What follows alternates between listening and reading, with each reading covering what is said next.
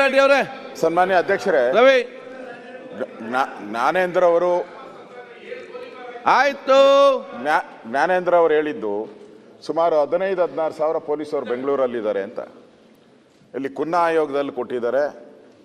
ಕೊನೆಯಲ್ಲಿದ್ದು 175 ಜನ, 194 ಜನ, ಇಲ್ಲಿ 194 ಜನ ಅಷ್ಟೇ ಇದ್ದಿದ್ದು.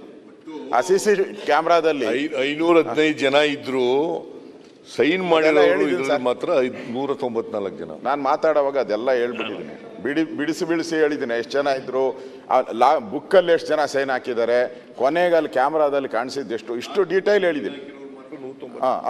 ಅದನ್ನು ಹೇಳಿದ್ದೀನಿ ನನ್ನ ರೆಕಾರ್ಡಲ್ಲಿ, ಅದನ್ನು ಕೂಡ ನಮ್ಮನ್ನು ಹೇಳಿದ್ದೀನಿ. ನಾ ಇಲ್ಲಿ ಪ್ರಶ್ನೆ ಬಂದಿರೋದು, ಪದೇ ಪದೇ CM ಅವರು ನನಗೆ ಗೊತ್ತೇ ಇಲ್ಲ ಸ್ಟೇಡಿಯಂನಲ್ಲಿ ಆಗಿರೋ ಕಾರ್ಯಕ್ರಮ ಅಂತಾರೆ. ಈಗ DPR ಯಾರ ಅಡಿಯಲ್ಲಿ ಬರ್ತೈತೆ? ಮುಖ್ಯಮಂತ್ರಿ ಅಡಿಯಲ್ಲಿ ಬರ್ತೈತೆ. DPR ಸೆಕ್ರೆಟ್ರಿ ಅವರು ವಿಧಾನಸೌಧದ ಮುಂದ್ಗಡೆ ಪ್ರೆಸ್ ಬ್ರೀಫಿಂಗ್ ಮಾಡ್ತಾರೆ. ಅದರಲ್ಲಿ ಅವ್ರು ಕ್ಲಿಯರಾಗಿ ಹೇಳ್ತಾರೆ, ವಿಧಾನಸೌಧದ ಮುಂದೆ ಯಾರು ಬರಬೇಡಿ, ಇಲ್ಲಿ ಸಾಂಕೇತಿಕ ಅಷ್ಟೇ, ಎಲ್ಲರೂ ಕೂಡ ಸ್ಟೇಡಿಯಂಗೆ ಹೋಗಿ ಅಂತೇಳಿ 2 ಬಾರಿ ಪ್ರೆಸ್ ಮೀಟ್ ಮಾಡಿದ್ದಾರೆ. ಅದರದ್ದು ನಿಮಗೆ ಪೆನ್ ಡ್ರೈವನ್ನು ನಾನು ಕೊಟ್ಟಿದ್ದೀನಿ, ಅವತ್ತು ಇವರಿಗೆ ಪೆನ್ ಡ್ರೈವ್ನು ಕೊಟ್ಟಿದ್ದೀನಿ, ಅವ್ರು ಹೇಳಿರೋದು ದಾಖಲೆಗಳು ಕೊಟ್ಟಿದ್ದೀನಿ ನಾನು. ಅದಕ್ಕಿಂತ ಹೆಚ್ಚಾಗಿ ಮುಖ್ಯಮಂತ್ರಿಗಳೇ, ಇಲ್ಲಿ ನಿಮ್ಮ ಪರ್ಮಿಷನ್ ನೀವೇ ನೆನ್ನೆ ಬಿಲ್ ತಂದ್ರಿ, ಯಾವುದು ರೂಲ್ಸ್ ಆ್ಯಂಡ್ ರೆಗ್ಯುಲೇಷನ್ಸ್,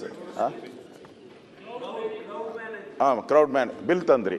ಅದಕ್ಕೆ ಮುಂಚೆನೇ 2009ರಲ್ಲಿ ಆದೇಶ ಬಂದಿದೆ, ಕಾಪಿ ಕೊಡ್ತೀನಿ ನಾನು ನಿಮ್ಮ ಹತ್ರ.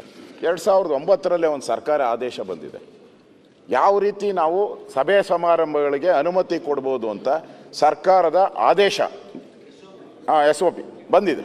ನಾನು ಕೊಡ್ತೀನಿ, ನೀವು ಅವಾಗ ಕೋರ್ಟ್ ಕೊಡೋಕ್ಕಾಗಿಲ್ಲ, ಕೇಳಿದ್ರು ಕೋರ್ಟು, ನೀವು ಹುಡ್ಕಾಡಿ ಬಿಲ್ ತಂದುಬಿಟ್ರಿ. 2009ರಲ್ಲಿ ಆದೇಶ ಪ್ರಕಾರ 7 ಡೇಸ್ ಪರ್ಮಿಷನ್ ತೊಗೊಬೇಕು, ಫೈರ್ ಏನು ಮಾಡಿದ್ದೀರಾ, ಬ್ಯಾರಿಕೇಡ್ ಏನು ಮಾಡಿದ್ದೀರಾ, ಆಂಬುಲೆನ್ಸ್ ಏನು ಮಾಡಿದ್ದೀರಾ, ಇವೆಲ್ಲ ಕೊಡಬೇಕು ಅಂತ 2009ರ ಆದೇಶ ಇದೆ. ಈಗ ನೀವು ಬಿಲ್ ತಂದಿದ್ದೀರಾ, ಓಕೆ, ಅದ್ರದ್ದೇನು ಪರವಾಗಿಲ್ಲ. ನಾನು ಹೇಳೋದು, ಒಬ್ಬ IPS ಆಫೀಸರ್, ವಿಧಾನಸೌಧರ IPS ಆಫೀಸರ್ ಕರಿಗೌಡ ಅನ್ನೋರು ನಿಮಗೆ ಕೊಡ್ತಾರೆ, ನಮ್ಮ ಕೈಲಿ ಆಗಲ್ಲ ಅಂತ ಹೇಳ್ತಾರೆ ಅವರು. ವಿಧಾನಸೌಧದ ಭದ್ರತೆ ವಿಭಾಗದ ಅಧಿಕಾರಿಗಳ ಕೊರತೆ ಇರುವುದರಿಂದ ಬಂದೋಬಸ್ತ್ ಕರ್ತವ್ಯ ತೊಂದರೆಯ ಸಾಧ್ಯತೆ ಅಂತ ಹೇಳಿದ್ದಾರೆ. ಮತ್ತು ಅವರು ಇನ್ನೂ ನಾನು ಒಂದೇ ಒಂದು ಓದಿನಿ, 10 ಕಂಡೀಷನ್ ಹಾಕಿದ್ದಾರೆ, ಇದರಿಂದ ಮಾಡೋಕ್ಕಾಗಲ್ಲ.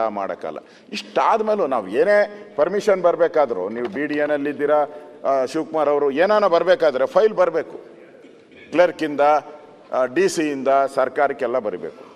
ಇಲ್ಲಿ ಅವನು ಕಳಿಸಿದ್ದಾನೆ, ಇಲ್ಲಿ ಆಗಲ್ಲ, ಸಾಧ್ಯತೆ ಇಲ್ಲ ಅಂತ. ಹೆಂಗೆ ನಡೆಸ್ತೀರಿ ಕಾರ್ಯಕ್ರಮ? ನೀವೇ ಸರ್ಕಾರನೇ ವೈಲೇಷನ್. ಸರ್ಕಾರದ ಕಾನೂನುಗಳನ್ನು ಸರ್ಕಾರನೇ ವೈಲೇಷನ್ ಮಾಡಿರೋದ್ರ ಬಗ್ಗೆ ನಾನು ಹೇಳಿರೋದು.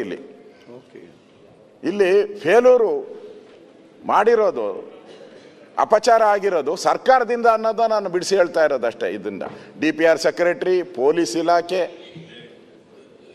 ಮುಖ್ಯಮಂತ್ರಿಗಳು, ಉಪಮುಖ್ಯಮಂತ್ರಿಗಳು ಎಲ್ಲರೂ ಕೂಡ ಇಲ್ಲಿ ಹೇಳಿದ್ದಾರೆ, ಸ್ಟೇಡಿಯಂ ಕಾರ್ಯಕ್ರಮದ ಬಗ್ಗೆ ಮಾತಾಡಿದ್ದಾರೆ. ಇದ್ರ ಬಗ್ಗೆ ನಾನು ಹೇಳಿರೋದು. ಈಗ ಅವರು KSAN ಅವರು ಇನ್ನೂ ಕ್ಲಿಯರಾಗಿ ಪೊಲಿಟಿಕಲ್ ಸ್ಟೇಟ್ಮೆಂಟ್ ಕೊಟ್ಟಿದ್ದಾರೆ. ಇವರೇನು ಮಾಡಿದ್ದಾರೆ ಆ್ಯಕ್ಷನ್ ಗೊತ್ತಿಲ್ಲ. FIR against us to avoid public anger against the government.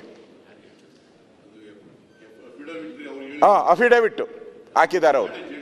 It's not ಯಾವುದು ಜಡ್ಜ್ಮೆಂಟ್ ಅಲ್ಲ ಸರ್, ನೀವು ಹೇಳೋದು ಜಡ್ಜ್ಮೆಂಟ್ ಅಲ್ಲ, ನಾನು ಹೇಳೋದು ಜಡ್ಜ್ಮೆಂಟ್ ಅಲ್ಲ, ಯಾರ್ದು ಜಡ್ಜ್ಮೆಂಟ್ ಅಲ್ಲ. Is A argument. ಇದಕ್ಕೆ ಕೌಂಟರ್ ಆರ್ಗ್ಯುಮೆಂಟಲ್ಲಿ ಇವರು ಮಾಡಬೇಕು, ಸರ್ಕಾರ ಮಾಡಬೇಕು. ಅಲ್ಟಿಮೇಟಾಗಿ ಜಡ್ಜು ಅದಕ್ಕೆ ಕೊಡ್ತಾರೆ, ದಟ್ ಈಸ್ ದ ಜಡ್ಜ್ಮೆಂಟ್. ಅವರು ಹೇಳಿದ್ದಾರೆ ಅಂತ ನಾನು ಹೇಳೋದು. ಆ್ಯಂಗರ್ನ ನೀವು ನಮ್ಮ ಮೇಲೆ ತಿರುಗಿಸ್ತಾ ಇದ್ದೀರಾ ಅಂತ ಹೇಳಿದ್ದಾರೆ.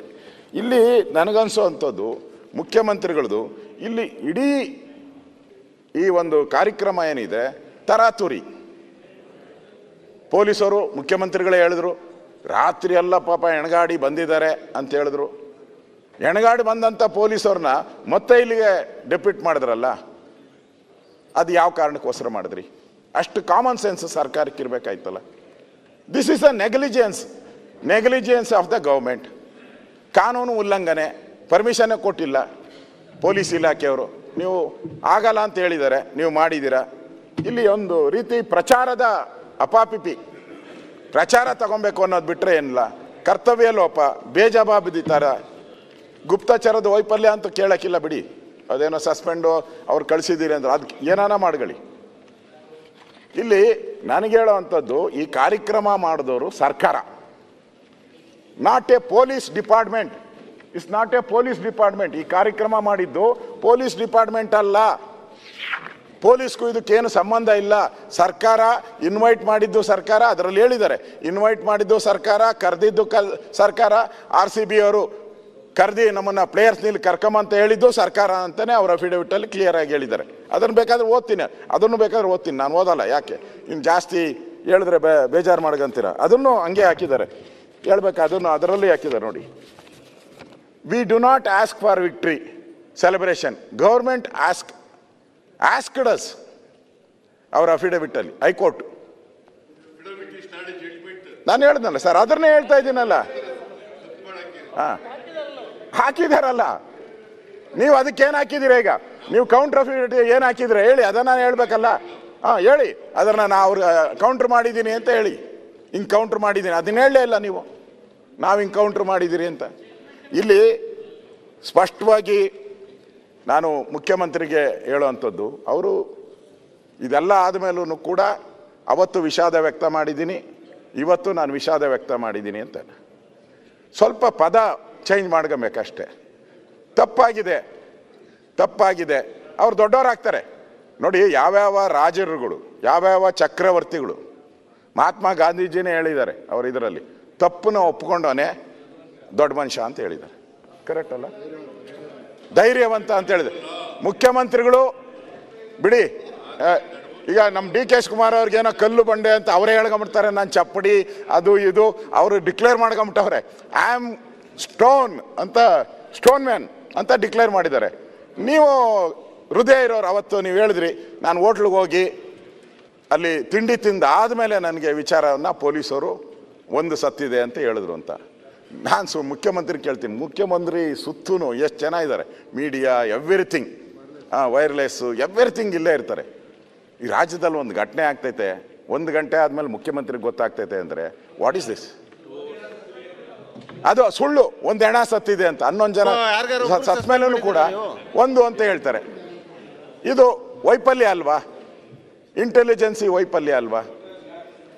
ಟೋಟಲಿ ಲ್ಯಾಬ್ಸ್ ಅಲ್ವಾ? ಅವ್ರು ಹೇಳಿದ್ರು, ನನಗೆ ಅದಾದ ತಕ್ಷಣ ನನಗೆ ಮನ್ಸಿಗೆ ಬೇಜಾರಾಯಿತು, ಮನಸ್ಸು ನನಗೆ ಒಂದು ಬ್ಲ್ಯಾಕ್ ಮಾರ್ಕ್ ಅಂತ ಅನಿಸ್ತು ಅಂತ. ನನಗನ್ಸ್ತತೆ ಇವತ್ತು ಮುಖ್ಯಮಂತ್ರಿಗೆ ನಾನು ಹೇಳ್ತಾ ಇದ್ದೀನಿ, ನೋ ಬ್ಲ್ಯಾಕ್ ಮಾರ್ಕ್, ನಿಮ್ಮ ಮೇಲೆ ಬ್ಲ್ಯಾಕ್ ಮಾರ್ಕೇ ಇಲ್ಲ. ಯಾವಾಗಿಲ್ಲ ಅಂದರೆ ಇದು ತಪ್ಪಾಯಿತು ಅಂತ ನಾನು ಹೇಳ್ಬಿಟ್ರೆ ಆ ಬ್ಲ್ಯಾಕ್ ಮಾರ್ಕ್ 100% ಹೊಟ್ಟೋಗ್ತದೆ, 100% ಹೊಟ್ಟೋಗ್ತದೆ. ನೀವು ದೊಡ್ಡ ವ್ಯಕ್ತಿಗಳಾಗ್ತೀರಿ. ಹಿಂದೆ ನಾವು ಭಾಳ ರಾಜರು ಮಹಾರಾಜರ ಕಥೆಗಳೆಲ್ಲ ಓದಿದ್ದೀರಿ, ಮಹಾತ್ಮ ಗಾಂಧೀಜಿ ಲೈಫ್ ಸ್ಟೋರಿನ ಓದಿದ್ದೀರಿ. ಅದನ್ನು ಹೇಳ್ಬೋದು, ಏನು ತಪ್ಪಿದೆ? ಎಲ್ಲರೂ ತಪ್ಪು ಮಾಡ್ತಾರೆ. ನಾನು ತಪ್ಪು ಮಾಡಿದ್ದೀನಿ, ನೀವು ಮಾಡಿದರೆ ಎಲ್ಲರೂ ಮಾಡ್ತಾರೆ.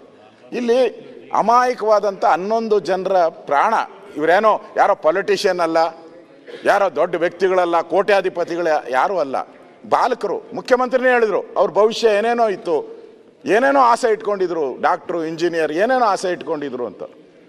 ಆ ಆಸೆಗೆಲ್ಲ ನಾವು ಕಲ್ಲಾಕ್ಬಿಟ್ರಲ್ಲ, ಆಸೆ ಎಲ್ಲ ಕನಸು ನುಚ್ಚು ನೂರಾಯ್ತಲ್ಲ. ಅದನ್ನು ನಾನು ಹೇಳೋದು, ಇಲ್ಲಿ ಪೂರ್ತಿಯಾಗಿ ನಮ್ಗೆ ಕಾಣ್ತಾ ಇರೋದು ಸರ್ಕಾರದ ವೈಫಲ್ಯ. ಸರ್ಕಾರ ಒಂಚೂರು ಮನಸ್ಸು ಮಾಡಿ ಒಂದು ಗಮನ ಕೊಟ್ಟಿದ್ರೆ ಇದು ಆಗ್ತಾನೇ ಇರಲಿಲ್ಲ. ಆ ದೃಷ್ಟಿಯಿಂದ ನಾನು ಮುಖ್ಯಮಂತ್ರಿಗಳಿಗೆ ಈಗ ಕ್ರಮ ತೆಗೆದುಕೊಳ್ತಾ ಇದ್ದೀರಾ, ನೋಡೋಣ ಕೋರ್ಟಲ್ಲಿ ಏನಾಗುತ್ತೋ ಅದು ಬೇರೆ. ಆದರೆ ನೀವು ಆ ಕ್ಷಮಾಪಣೆನ ಕೇಳಿಲ್ಲ ಅನ್ನೋ ಒಂದು ಸತ್ಯ ಸಂಗತಿನೂ ನಿಮ್ಮ ಗಮನಕ್ಕೆ ತರ್ತಾ ಇದ್ದೀನಿ.